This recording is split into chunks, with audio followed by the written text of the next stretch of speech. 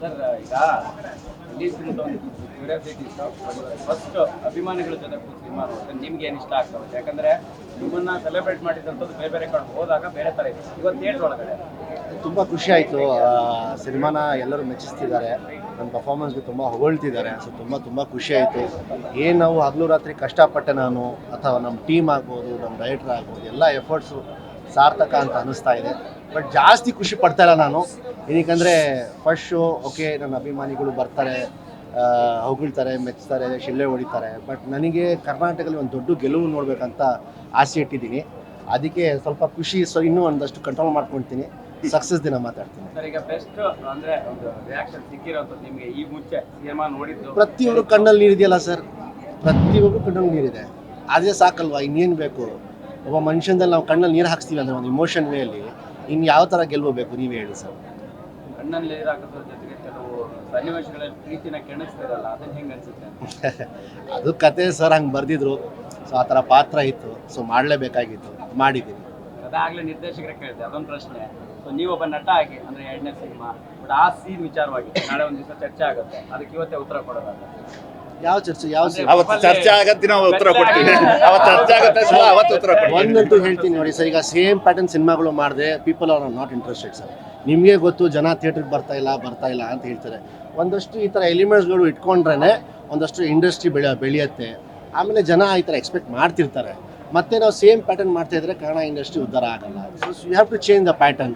So ಒಂದು initiate ತೊಗೊಂಡಿದ್ದೀವಿ. So ಅದು ಅಷ್ಟು ವಲ್ಗರ್ ಆಗಿಲ್ಲ, ಇದು ಇಲ್ಲ. ಈಗ ತಾವೆಲ್ಲರೂ ಸಿನಿಮಾ ನೋಡ್ದಲ್ಲ ಸರ್, ಇದು ಎ ಸರ್ಟಿಫಿಕೇಟ್ ಸಿನಿಮಾನ ಸರ್? ನಾನು ನಿಮಗೆ ಕೇಳ್ತಾ ಇದ್ದೀನಿ, ಇದು ಎ ಸರ್ಟಿಫಿಕೇಟ್ ಸಿನಿಮಾನ ಅಥವಾ ಫ್ಯಾಮಿಲಿ ಕೂತ್ಕೊಂಡು ನೋಡೋ ಸಿನಿಮಾನ? ನೀವು ಈಗ ಅರ್ಥ ಆಗ್ತಿದೆಯಾ ನಿಮಗೆ?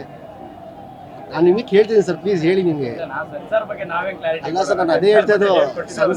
ಸೆನ್ಸಾರ್ ಅವರು ಇದೇ ದಂಧೆ ಮಾಡ್ತಾ ಇರೋದು ಸರ್. ಸೆನ್ಸಾರ್ ಅವರು ಇದೇ ಮೋಸ ಮಾಡ್ತಾ ಇರೋದು ನಮಗೆ. ಏನಕ್ಕಂದ್ರೆ ನಾವೆಲ್ಲ ಹೊಸೊಬ್ರು ಸುಮ್ಮನೆ ಹಿಂಗೆ ನೋಡ್ಬಿಡ್ತಾರೆ ಸಿನಿಮಾ ಅಂತ ಕೊಟ್ಬಿಡ್ತಾರೆ. ಮೊದಲೇ ನಾವು ಕಷ್ಟಪಟ್ಟು ಏನೇನೋ ಮೇಲೆ ಕೆಳ ಮಾಡಿಬಿಟ್ಟು ಸಿನಿಮಾ ಮಾಡಿರ್ತೀವಿ ಪ್ರೇಕ್ಷಕರಿಗೋಸ್ಕರ. ಖಂಡಿತವಾಗ್ಲೂ ಸರ್, ನಾನು ನಿಮ್ಮೆಲ್ಲರೂ ಕೇಳ್ತಾ ಇದ್ದೀನಲ್ಲ, ಎಲ್ಲಿದೆ ಹೇಳಿ ಎ ಸರ್ಟಿಫಿಕೇಟ್? ಅವ್ರು ನಮಗೆ ಕೊಡಬೇಕಾಗಿರೋದು ಯಾವ ಅಂಶಗಳು ಇದೆ ಹೇಳಿ, ಯಾವ ಡೈಲಾಗ್ಗಳು ಇದೆ ಹೇಳಿ. ನಾನು ನಿಮಗೆ ಕೇಳ್ತಾ ಇದ್ದೀನಿ. ಅದಕ್ಕೆ ನನಗೆ ಎಲ್ಲ ಕಡೆ ಪ್ರಚಾರಕ್ಕೆ ಹೋದಾಗ ಫ್ಯಾಮಿಲಿ ಸಮೇತ, ಮಕ್ಕಳು ಸಮೇತ ಕೂತ್ಕೊಂಡು ನೋಡುವಂಥ ಒಂದು ಕ್ಲೀನ್ ಸಿನಿಮಾ ಅಂತ ಹೇಳಿ. ಆದರೆ ಇವರೆಲ್ಲ ಒಂದು ಸ್ವಲ್ಪ ರಾಜಕೀಯ ನಡೀತು ಅಲ್ಲಿ. ಬಟ್ ಏನು ಹೇಳೋಕ್ಕಾಗಲ್ಲ. ಅವತ್ತೇ ನಾನು ಹೇಳಿ ಬಂದೆ, ಪರವಾಗಿಲ್ಲ ಸರ್, ನೀವು ಕೊಟ್ಟಿದ್ದೀರಲ್ಲ ಅದರಲ್ಲೂ ಗೆಲ್ಕೊಂಡು ಬರ್ತೀನಿ ನಾನು. ಈಗ ಅರ್ಥ ಆಯ್ತಾ ಸರ್ ನಿಮಗೆ? ಏನು ಮಾಡೋಕ್ಕಾಗಲ್ಲ. ತಾವುಗಳು ಸ್ವಲ್ಪ ಕ್ರಮ ತಗೊಳ್ಳಿ. ಏನಕ್ಕೆ ನೀವು ಮಾಧ್ಯಮದವರು, ನಿಮ್ಗೆ ಅಷ್ಟೊಂದು ಶಕ್ತಿ ದೇವರು ಕೊಟ್ಟಿದ್ದಾರೆ, ನಾವುಗಳು ಕೊಟ್ಟಿದ್ದೀವಿ. ನಿಮಗೆ ಸ್ವಲ್ಪ ವಾಯ್ಸ್ ರೇಸ್ ಮಾಡಿ, ನಾವೆಲ್ಲ ನಿಮ್ಮ ಪರ ನಿಂತ್ಕೊಳ್ತೀವಿ. ಇನ್ನು ಯಾವೊಂದು ಕಲಾವಿದನಿಗೂ, ಇನ್ನು ಯಾವೊಂದು ಸಿನಿಮಾಗೂ ಹೊಸೊಬ್ಬರಿಗೆ ಅನ್ಯಾಯ ಆಗಬಾರ್ದು ಸರ್.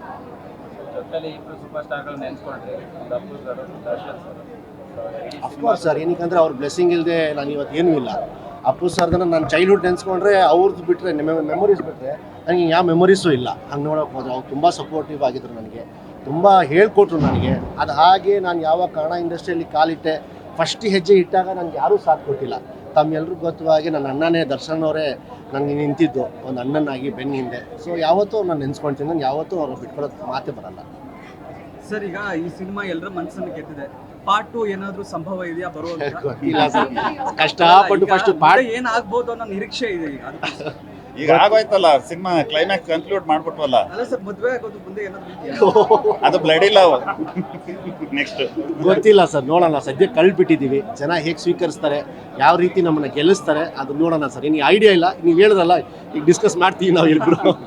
ಪ್ರೀತಿಯ ಬೇರೆ ಬೇರೆ ಮಜಲುಗಳನ್ನ, ಆಯಾಮಗಳನ್ನ ನಿಮ್ಮ ಪಾತ್ರ ಮುಖಾಂತರ ಹೇಳಿದ್ರು. ಹೆಂಗೆ ಪ್ರೀತಿ ಅಂದ್ರೆ ಏನು ಅಂತ ಕೇಳಿದ್ರೆ? ಅದೇ ಸರ್, ಮಲಂಗ್ ಅವರು ತುಂಬ ಒಳ್ಳೆ ರೀತಿಯಲ್ಲಿ ಹೇಳಿದ್ರು. ಪ್ರೀತಿ ಅಂದರೆ ಅಲ್ಲಿ ನೋವು ಇರುತ್ತೆ, ಖುಷಿನೂ ಇರುತ್ತೆ, ದುಃಖನೂ ಇರುತ್ತೆ, ಸ್ಯಾಕ್ರಿಫೈಸು ಇರುತ್ತೆ ಅಂತ ಹೇಳಿ. ಇವತ್ತಿನ ಜನ್ರೇಷನ್ ಲವ್ ಅಲ್ಲಿ ಯಾವ ರೀತಿ ಹ್ಯಾಮರ್ತಿದ್ದಾರೆ, ಯಾವ ಭ್ರಮೆದಲ್ಲಿ ಇದ್ದಾರೆ, ಅವ್ರುಗಳಿಗೆ ಸ್ವಲ್ಪ ಈ ಥರ ಒಂದು ಲವ್ ಸ್ಟೋರಿ ತೋರಿಸೋಣ ಅಂತ ಹೇಳಿ ನಾವು ಈ ಥರ ಸಿನಿಮಾ ಮಾಡ್ಬೋದು. ಯಾರಿಗೆ ಸಿಗಬೇಕು ಅನ್ನೋದು, ಯಾರು ಕಳ್ಕೊತಾರೆ ಅನ್ನೋದು, ಯಾರಿಗೆ ಸಿಗಬೇಕು ಅನ್ನೋದು ಸ್ವಲ್ಪ ಮೆಚುರಿಟಿ ಇಟ್ಕೊಳ್ಬೇಕು ಅವ್ರ ಜೀವನದ ಡಿಸಿಷನ್ಗಳಲ್ಲಿ.